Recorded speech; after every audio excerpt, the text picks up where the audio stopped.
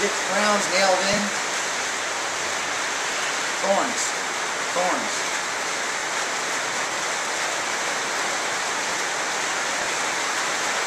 Back to Jesus again, verse 19. Now Yeshua knew that they were desirous to ask him, and said unto them, Do ye inquire among yourselves of what I said? A little while, and ye shall not see me, and again, in a little while ye shall see me. Verily, verily, I say unto you, that ye shall weep and lament, but that the world shall rejoice, and ye shall be sorrowful, but your sorrow shall be turned into joy. A woman, when she is in travail, has sorrow. A woman, when she's pregnant and she's in delivery, yells really loud. Yelled very loud. Very, very, very loud. And I'm sure that happens a lot. And the second she was born, she forgot. She said, Look at my baby. That's the story of this parable. So Yeshua is saying, I'm going to be gone, which means I'm going to die, and then I'm going to be gone for a while, and then I'm going to come back. So it's like having a baby. Is what he's saying.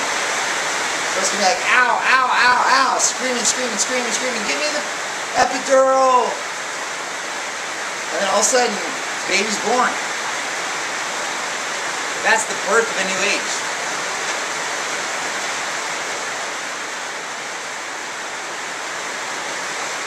So I think we're about 19. 20.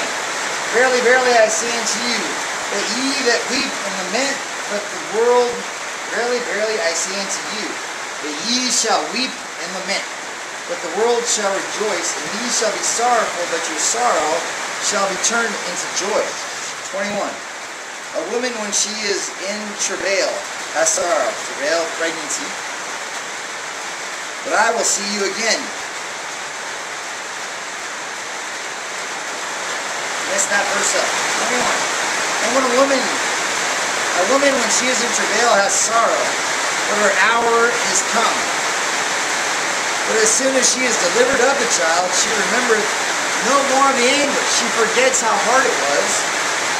For joy that a man is born into the world. The second that her son is in her hands, her daughter's in her hands, she forgets all the pain, all the 9 months of agony. However many months it was. Ye now therefore have sorrow, but I will see you again, and your heart shall rejoice. And the joy no man taketh from you. So you have the joy, no one's taking it away. You're sealed, locked, and loaded, ready to go, kicking, dragging, bruising heels.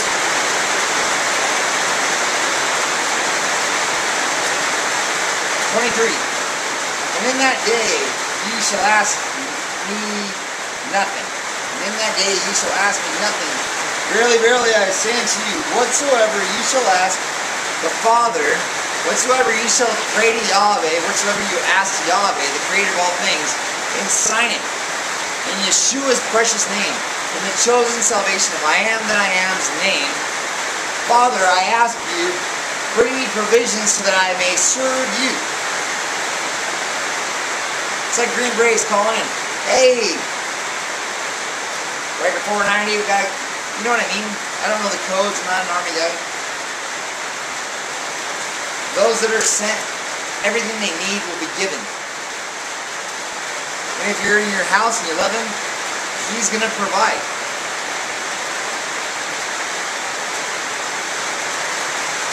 Chapter 16, John, verse 24. Hither, hereto. Hither, hereto. Have you asked nothing in my name? So before this time, have you asked nothing in my name? Ask and ye shall receive, that your joy may be full. So even in the end times, even when there's lack and famine, no, whatever you need will be given. We're put on a mission and the rain is falling. To do his work, to show people the way to the truth that gives them the abundant life, so that no matter how sad they are, they will never kill themselves. No matter how upset they are, they will be able to stop. They won't go out and kill their brother. They won't desire money over people. They won't desire anything over his will. It comes from reading this and absorbing the rain.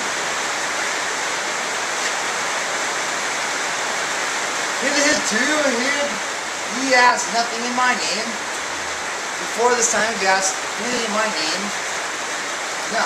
So ask, and ye shall receive, that your joy may be full.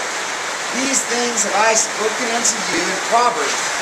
But the time cometh when I shall no more speak unto you in Proverbs, but I shall show you plainly of the Father. So the parables are almost going away. At that day ye shall ask in my name, and I say not unto you that I will pray the Father for you. 26. At that day ye shall ask in my name, and I say not unto you that I will pray the Father for you. He's not saying you have to say, hey Jesus, stop what you're doing and then pray for me. You pray, and the Father, pray to the Father Yahweh. Through Malachi chapter 4 verse 5, choose your Father, true Father, the Holy Redeemer of Israel, the one that married Jerusalem. Why is this here? It's not an idol, it's a reality. It's a reminder. At that day ye shall ask in my name, and I say not unto you that I will pray the Father for you, for the Father himself loveth you. We're all God's kids. Like Yeshua said, ye are gods. Isn't it not written, ye are gods? At that day ye shall ask in my name, and I say not unto you that I will pray the Father for you. You don't have to wait for him. You don't have to wait for Pastor Rome. You don't have to wait for Rick Warren. You don't have to wait for Pastor Chuck. You don't have to wait for anyone. It's connected to your brain, your heart. Sign it in Yeshua's name. The chosen salvation of I am that I am, I believe. I accept John 3:16, and I ask you, Father, for help. Or you trust me, you just pray, you don't even really have to ask, because your spirit knows exactly what to say, and you don't even know. And whatever you need will be given, because your angel's here, and he has the eye, he's watching you, and he knows what you need. And if you step out and serve, you will be hated. If you step out and serve, you will be attacked. You step out and serve, put on your armor, and bring your sword. It's time for the saints to stand up. I come forth from the Father, verse 28. I came forth from the Father and come into this world. Again, I leave the world and go unto the Father. His disciples said unto him, Lo, now speaketh thou plainly, and speaketh no proverb. Now we are sure that thou knowest all things, and needeth not that any man should ask thee. By this we believe that thou camest forth from God. Wow! Behold, your hour cometh, yea, is now come, that ye shall be scattered, every man into his own. Wait, I skipped 31.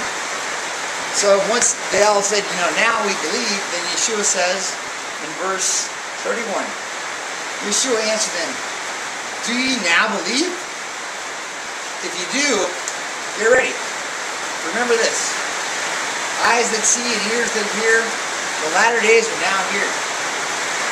Behold, the hour cometh, yea, now come, that ye shall be scattered, every man to his own, and ye shall leave me alone, and yet I am not alone, because the Father is with me.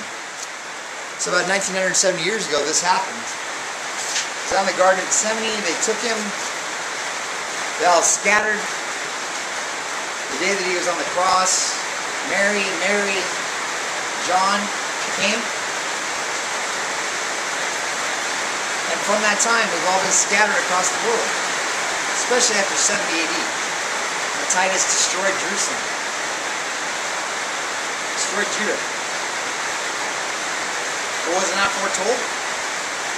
We're to go out and seed the world. We mix in the middle of all of them, and then we become the light and the salt. And we show the word. Why would we follow this guy named Yahweh? Why would Abraham drop his whole life and follow him? How would he know to wash the feet of Melchizedek? How would Yeshua remember that he was Melchizedek and tell the Jews, I knew Abraham. Before he was, I am.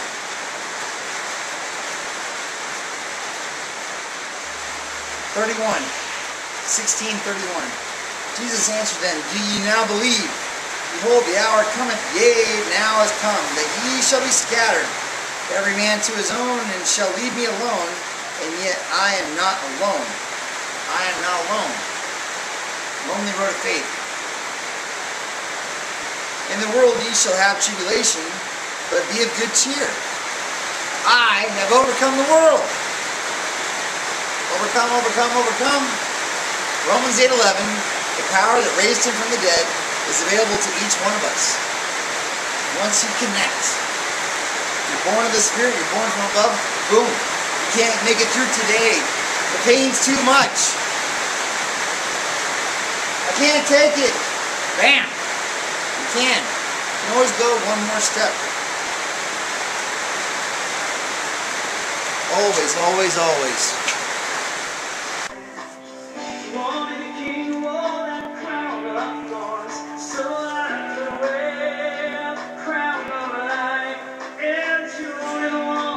Who